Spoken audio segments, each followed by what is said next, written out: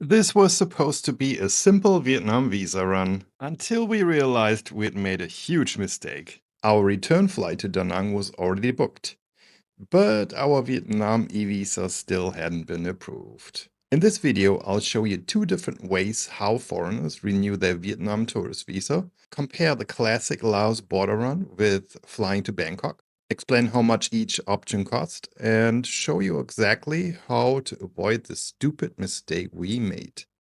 Let's start with the quickest and cheapest option, the classic border run to Laos. Several visa agencies in Da Nang organize these trips almost every day. Early in the morning, a bus picks you up and drives roughly 4 to 5 hours to the Lao Bao border crossing. There are toilet breaks as well as opportunities to get something to eat before you arrive at the border.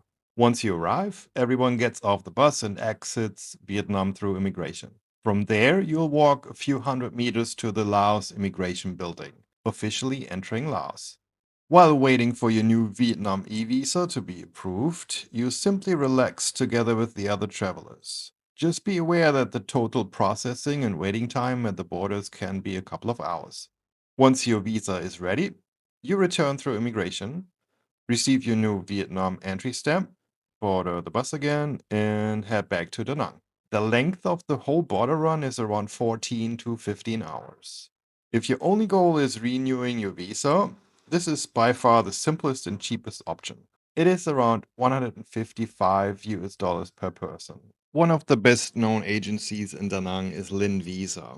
Booking is straightforward. They'll explain exactly which documents you need and take care of almost everything for you. If you're interested, this is their webpage, their contact information. You can just write them an email, call them, send them a WhatsApp message, whatever is comfortable for you. We decided to do things a little differently this time. Instead of spending an entire day on a bus, we turned our visa run into a 4-night trip to Bangkok, Thailand. Flights between Da Nang and Bangkok are frequent and surprisingly affordable. The flights take only about 90 minutes and in our case cost 152 US dollars per person for the whole round trip. We chose to fly to Bangkok's smaller airport, Don Muang, sorry to butcher this, because we like a smaller airport. I feel it's more convenient and comfortable. The flight with Thai Air Asia was comfortable as much as that's possible with my long legs. From the airport, we booked a Grab directly to our hotel in Bangkok's famous Chinatown district. The Grab driver might ask you if you want him to drive over the highway, and if I remember right, it's an additional dollar. The ride took about 45 minutes and cost us around 10 US dollars. Much cheaper than I expected for a city this size. After checking in, the very first thing I did was not exploring Bangkok. It was applying for our new Vietnam e-visa. The application itself is actually quite easy. Don't click on the very first link. They're advertised spam links or agencies. Just choose the official government webpage. One pro tip, when you apply for this visa, you have to upload a photo of yourself, a passport photo, and a photo of your actual passport. Make sure that you don't look too different on both. Otherwise, your application might get rejected. Okay, and here's another thing, and that's where we took the risk. Officially, Vietnam states that processing the visa usually takes 3 to 5 business days. But our return flight was already booked for just 4 days later. And at that moment, we thought that should be fine. That should be enough. But looking back, that was a really stupid mistake. Since we couldn't influence the visa process at that point, we just decided to simply enjoy Bangkok. One of the places we always wanted to visit was Wat Phak Nam Phasi Karon. I'm sorry, I'm embarrassed. I'm sorry I completely messed up this name. The enormous 69-meter Buddha statue towers above the surrounding canals and can already be seen from far away. We booked a traditional long-tail boat tour, which takes you through Bangkok's quiet canals, before revealing an incredible view of the Buddha. Make sure you don't overpay for the ride. This gentleman here wanted way more money than the next person we asked. It turned out to be one of the highlights of our trip. And I would love to share that with you just for a minute.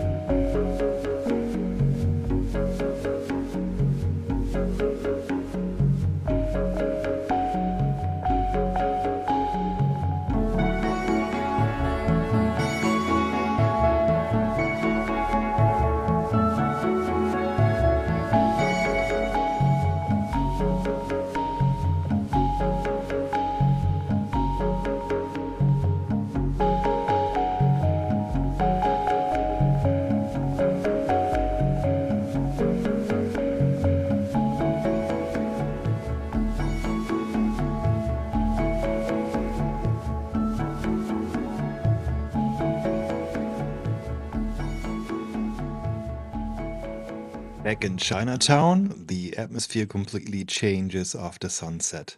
The streets become incredibly lively. Everywhere you look, there are food stalls, markets, colorful lights, and lots of people. Of course, we couldn't leave without trying one of Bangkok's most famous snacks. This little classic Thai donut became so popular that it even received Michelin recognition a few years ago. It became my favorite snack immediately. Definitely worth trying. Fortunately and unfortunately, it was right in front of our hotel, so I couldn't resist. The variety of things you can try and eat and see is almost overwhelming, and you might see things you don't want to see. If you're getting overwhelmed in crowds, Chinatown might be not for you, but for a few days it's just like another world, and we really enjoyed it.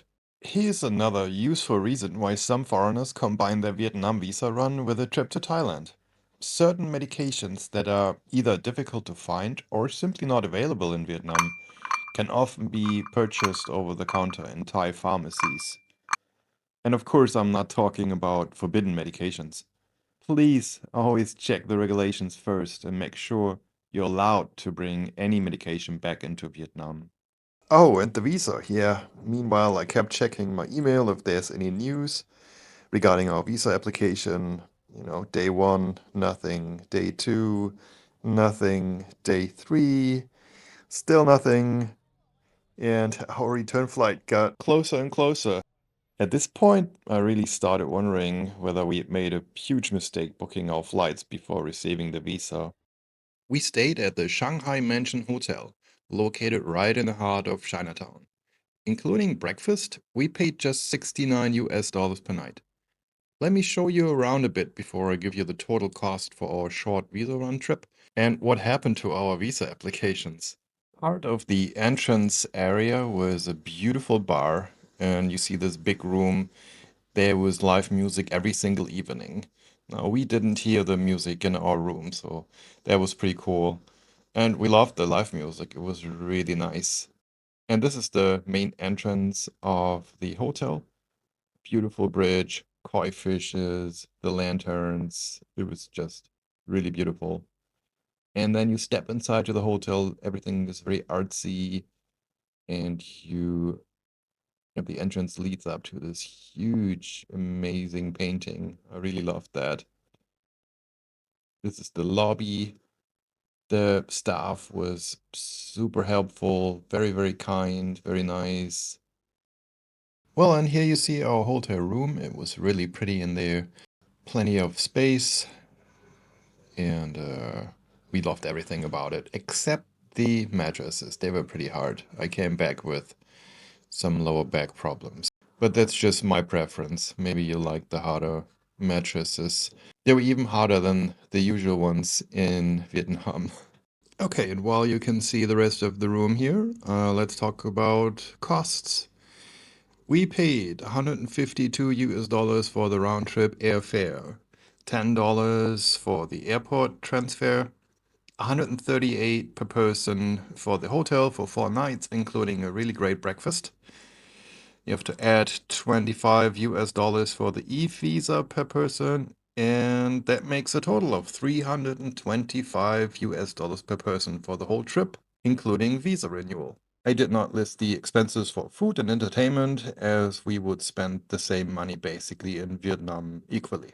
Oh, by the way, just a few hours before we were supposed to leave Bangkok, the email finally arrived. Our Vietnam e-visas had been approved. So, lesson learned. Looking back, we were simply lucky. If I had to do it again, I would still apply immediately after leaving Vietnam. But next time, I would leave myself a much bigger time buffer, maybe 1 to 3 days before booking my return flight. The conclusion. So, which option would I recommend? If your priority is keeping costs as low as possible and getting back to Da Nang the same day, the Laos border run by bus is probably your best choice.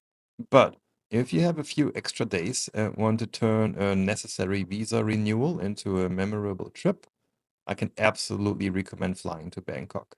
For the whole trip, including visa renewal, we paid $325 per person versus around 155 US dollars for the bus border run. Some people don't mind sitting on a bus for a whole day and wait at the border for a couple of hours. We renewed our visa, explored an amazing city, stayed in a beautiful hotel. I gained a lot of weight because of all the tasty street food, and we came home with some unforgettable memories. Please just do yourself a favor and stay for a day or two longer. This way, you don't have to stress out about visa processing time as much as we did. I hope this video helps you decide which option you prefer. Thank you so much for watching, and I'll see you in the next video here on Gonna Go Global.